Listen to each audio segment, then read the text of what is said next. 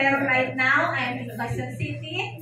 So very happy at I'm one of the sharer. So, pakita ko lang po sa inyo bakit kami nag-continue to be an advocate of Freeway International or Future Placenta.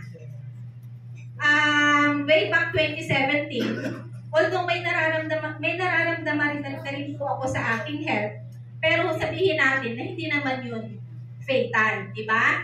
Pero, syempre, habang nagkakaedad tayo, yung ating mga nararamdaman na yan, nadadagdagan. So, ang naisip namin noon is magkameron kami muna maglaylo muna kami sa iba-ibang business namin. Kasi, as a doctor po, meron din akong mga businesses na hinahandle. So, pag po ganun ba, stress po ang life? Yes. Diba? Super stress. Ang aking pong mga business noon is medyo malalaki siya kasi franchisee po ako ng Mr. Donut, distributor din po ako ng Pepsi sa aming lugar. Tapos po ay nag-open po kami ng 24 hours gasoline station with convenience store. So, talagang stressful po ang buhay namin for almost 10 years. Doon ko po na-accumulate yung stress ulcer. So, ang stress ulcer po pala, akala mo lang sabihin, ulcer lang. Pero, ang hirap i-manage everyday. No? At dumating po ang point na hindi na ako makakain. Kasi, fight pa lang na kutsara ang aking pong isinusuko. Yung pang-aning isusukang na. And then, yung palpitation, yung sakit sa likod, grabe po. Halos gusto ko lang lalo ng higa. And then, nung na-meet ko po ang Future, hindi po para sa akin. Sabi ko nga po noon, accidentally na nakilala ko si Riway because gusto ko may matulungan ako na kumari na under, siya noon, depressed and marami po talagang karamdaman. Hindi na rin po alam ng family kung anong gagawin sa kanya kasi sila naman po yung tao na, yung pasyente na kung ano sabihin ng doktor, susunod sila. Pero, syempre, nasa sa katawan po natin kung talagang may improvement, di ba? So, that time, walang improvement talaga yung sa kumari ko, kaya parang hopeless case yung kanyang situation.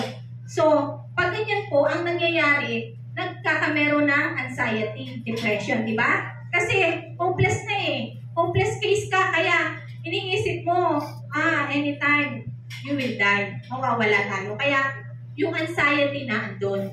So, natulungan po yun, yung pong kumari kong yun, natulungan po ng Future. Until now, she is, kumbaga po ay malakas, walang problema. Kung saan-saan na pong bansa nagtutur. Nakapagbigay ako ng extension life sa isang tao. Masaya po ba yung gano'n? Yes. Hindi lang po doon sa isang tao, doon sa buong family. Diba? Kaya every time na nagkakausap kami, walang katapusang thank you. Walang katapusang pag-i-explain na kung hindi mo pinush na akin ito, na hindi mo pinakilala, siguro wala na ako. So yun po yung nagbibigay sa amin ng strength na mag-asawa kung why kami nandito pa rin sa Future, sa Railway. Kasi kahit sabihin natin meron kaming business sa amin, may profession ako, meron akong clinic, marami akong pasyente, kailangan ko pa po ba? Tanungin ko po kayo, if you are earning 300,000 to 500,000, are you going to join? Yes. Para saan? Siyempre, may kanya-kanya tayong dahilan. Ano po? So, that time, nung nakilala namin si Riway, oo, may pera kami. Pero that time, we just had a very, very big losses. So, 18 million po yung na-loss ko sa isang company na inopen ko. So, ang 18 million that time, grabe, napakalaki. Kaya po, nag-decide ng asawa ko, andun siya, sa likod. Nag-decide po siya na pumunta ng Amerika. Sabi Sabi niya, sa Amerika, madali kong mababawi yung 18 million. Kasi, he is a nurse. Siyempre, pag sa US ka nag-work, mabilis. Di po ba? 500,000, 700,000 pesos a month. Makukuha mo ang ganong sweldo. Pero anong problema?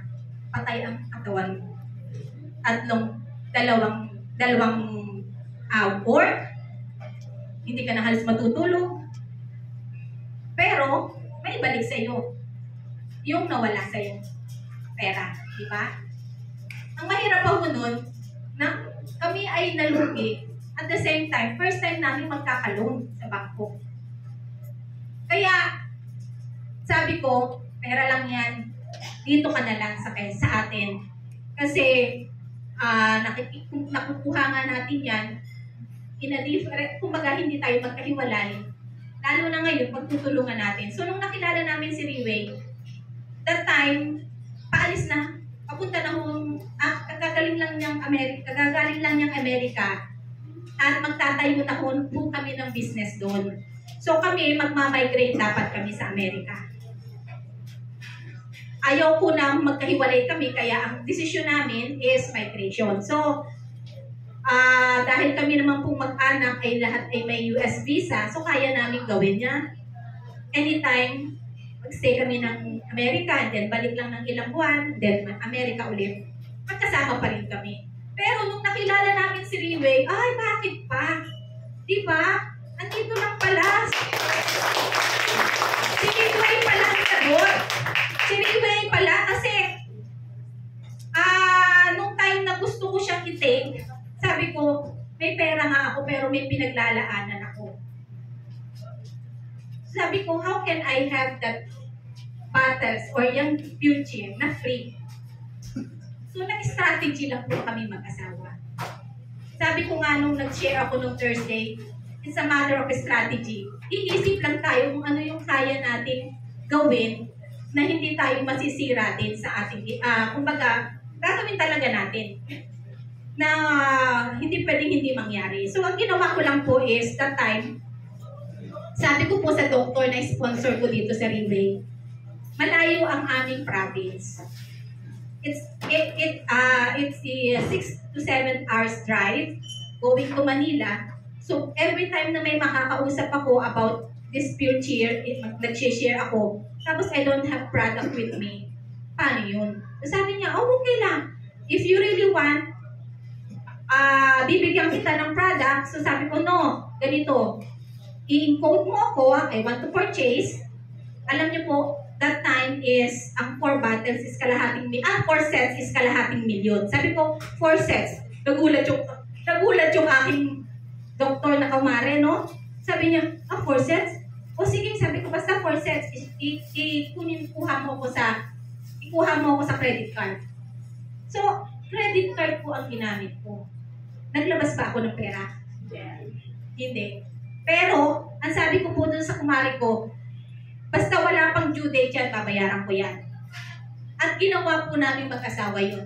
After 3 days, natapos ko po yung 4 sets, 3 days. And then, nabayaran po agad namin, hindi pa nga po dumadating yung bill eh. Nabayaran na namin yung 4 sets. Tapos, sabi ko, another 4 sets. Wow, sabi nung sponsor ko, pag yan is na okay ulit sa'yo, 1 star ka na. Anong 1 star? Sabi ko ganyan. Ay, ang 1 star ngayon, pupunta ng Taipei. Bakit? Kasi may mga recognition. 2017, Taipei ang aking unang-unang Riway event. So, sabi ko, after 2 weeks, natapos ko po ulit yung 4 sets. So, ilan na?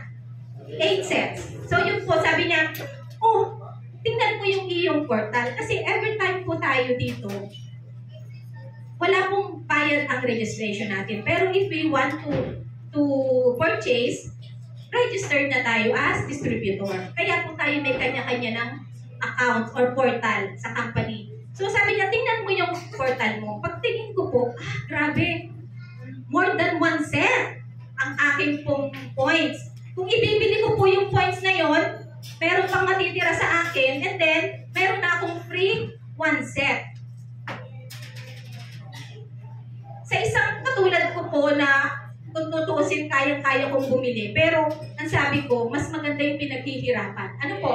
Yes. Yung pinaghihirapan talaga. Kasi doon mo talaga i-value eh.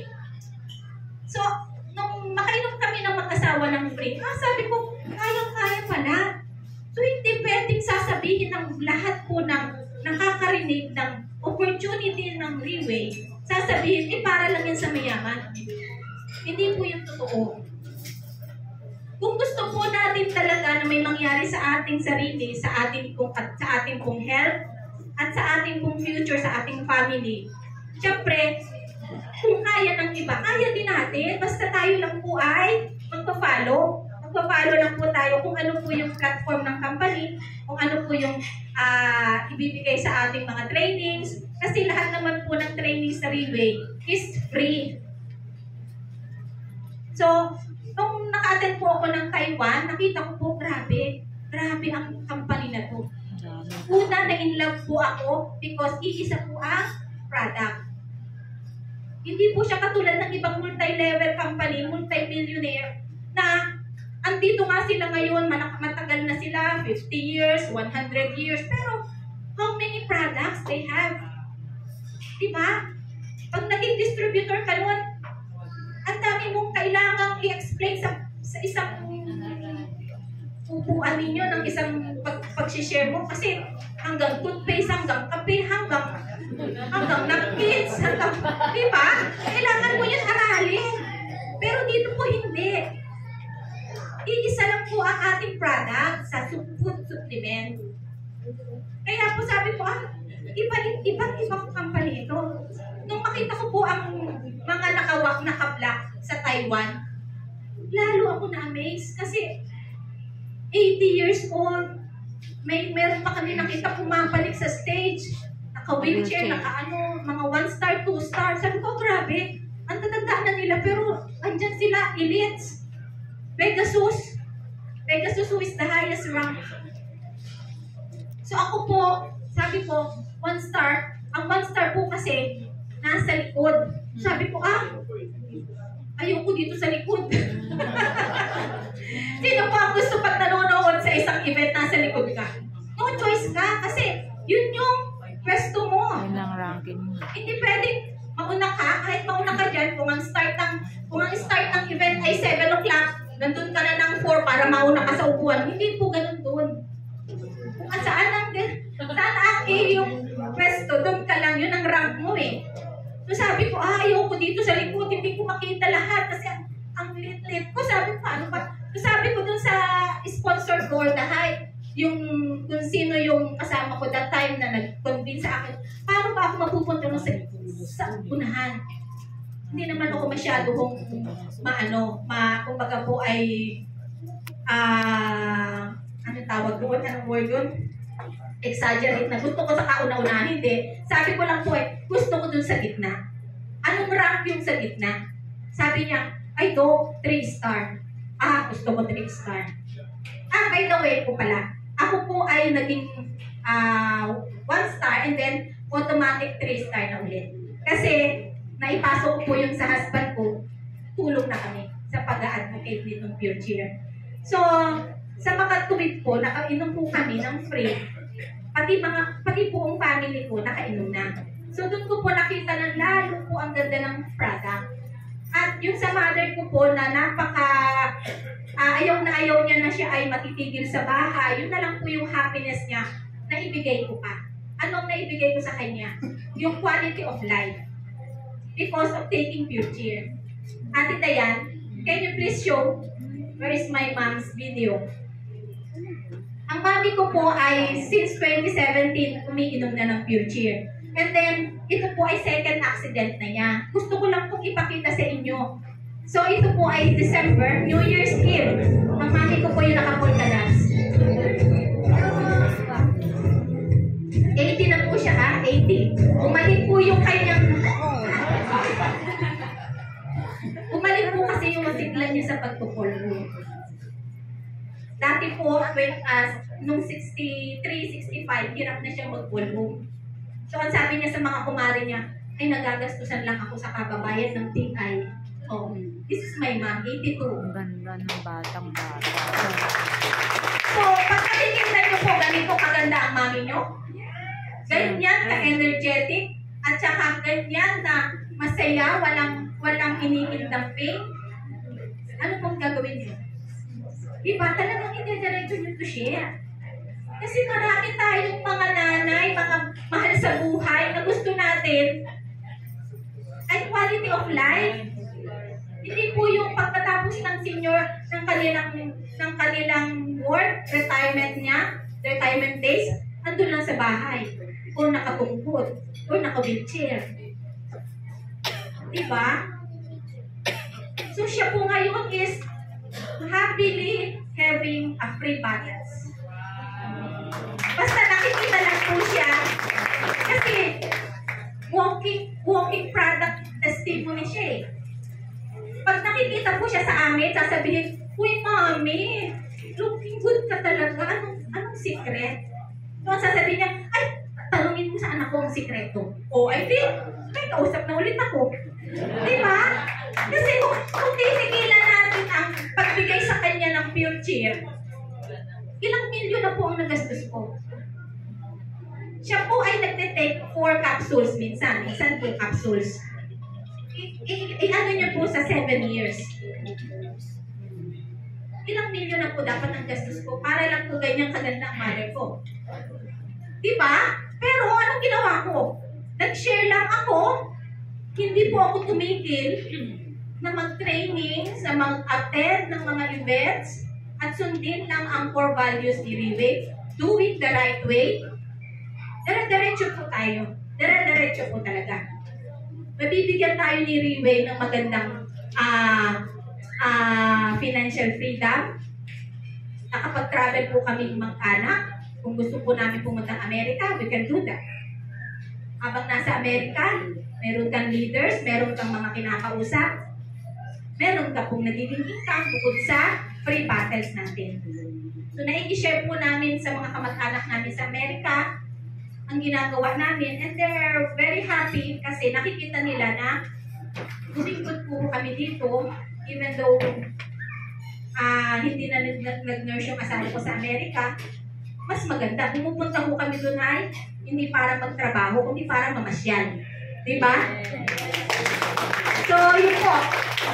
Sabi ko nung saan, diba kasi hindi ka na lang, kasi yung iba, ang tingin sa akin, parang dinigrade ko daw yung akin as a doctor, ang aking position, ang aking career. Sabi ko, bakit? Samantalang noon, yun lang pumupunta sa akin ang nakikilala ko, yun lang nagiging patient ko. Dito ngayon, hindi ko mga kakilala, pero na-share ko ang product na isi-save ko ang mga buhay. Diba? So, hindi ako as a networker or a sharer or sabihin natin is bumaba yung aking rank as a doctor. Kasi mas marami ako ngayong kaibigan na hindi ko talaga dating kakilala. Meron kami sa Australia, meron kami sa Hong Kong, meron kami sa Europe, tapos ngayon Canada and US. Hindi ko naman yung magiging pasyente dahil hindi naman sila pupunta sa akin, di ba? Pero ngayon, mga pasyente ko sila yung tumatawag sa akin. O, doktora, anong gagawin ko? Ito yung aking mga lab results. So, masaya po dito sa Riwe. Being a Team Elite Phoenix, kami po mag-asawa is still having our group every week, every time na nasa Quezon po ako. Hindi po namin pinababayaan yung leaders namin. Lagi po kami nagkakamero ng mga ng ganito po. Meron din po kami ganitong ginagawa sa Lucena City. At ang ginagawa ko lang po is if somebody trusts you, no? Nagbigay siya ng trust sa atin, nag-take sila ng pure cheer, doon lang po yung start. That's the start na papaano mo sila alagaan. Hindi po yung, sa iba ko kasi pag nakabili na doon sa isang distributor, that's it. Kasi nakabili ka na eh. Dito po hindi. Doon po palang ulit sila lalong kikilalanin, lalong aalagaan. para po sila is maging katulad natin. Diba? Ipibuild po natin sila, i-guide po natin sila para po makita rin po nila yung nakita natin dito sa Railway. Kasi yung iba, pagkabili lang po ng isang client, yung iba na may tanong pa, ay, pumunta ka na lang sa office, umattend ka na ng ganun. Wala nang time. Hindi po pwede yun. You need to give time, lalo na sa nagbigay sa iyo ng trust. So, yun as a Team Elite Phoenix po, nakakreate ako ng 3 team leaders po as a Team Elite din. And hindi nga po namin nakalain na sabay-sabay po kami during time of pandemic. Kasi nga po ay malaking tulong ang naging part ang Pure Cheers noong time of pandemic. Kasi mas nakilala po ng tao ang Pure Cheer at mas nagbigay po ng value ang lahat sa health. Di po ba? Yes. Nung pandemic, sasabihin, aanin mong pera. Walang silbi nun ng pera. Kung ikaw ay nandiyan na sa emergency room, wala kang napuntahan. So, Pure Cheer lang po ang aming pinanghawakan that time. Kaya po lahat ng aming mga clients noon, doktora, at total kayo naman ay kayang-kayang lumabas kasi ipapakita lang po namin yung PRC namin as doctor, as nurse, diba? Papalabasin kayo. So, yun po yung naging namin, trabaho namin nung mag-asawa. Delivery boy, delivery girl. Pero, hindi namin yun, kumbaga po is inurungan as a team leader kasi kung hindi namin gagawin yun, sino pong gagawa sa leaders namin? Wala po silang way para lumabas. So kami po, na meron kaming paraan para hindi ko kami mahigpitan ng mga pulis that time, kayang-kaya namin. Mula Quezon po, almost 2 hours, almost 3 hours lang, dating 7, 6. Dahil walang traffic. Walang kain-kain kami nun, walang restaurant. So, yun po. So, until now, diretso pa rin po kami. At sabi ko nga, kung ano yung goal natin dito sa Railway, basta gagawin nyo lang po ng tama, ma-achieve po natin. Hindi po mahirap. Basta i-share nyo lang po. Huwag po tayong mamimili. Hindi po pwedeng mamili dito na, ay, si nanay, nagtitinda lang sa palengke or waitress lang o ano, hindi natin alam. Hindi natin alam na yan po pala ay may isang gusto ding mapagaling sa buhay nila, may gusto din pong matulungan. Kaya po lahat po, binibigyan namin ng chance na makilala si Railway at si Pure Cheer. So, yun lang po. At sana po sa mga bago po ditong invite, yes, wag po kayong mahihiyang bumalik sa events. Ang events po ay free. Kami po, kahit 8 years na kami, palagi pa rin po kami nakikinig ng OPP. Palagi pa rin po kami nakikinig ng mga testimonials. Kasi, mas doon po tayo nag-i-equip. Sabihin natin, grabe, talagang napakagaling ni Pure Cheer kasi ganyang case na napagaling niya. So, see you po ulit. So, pwede po tayong bumalik next time.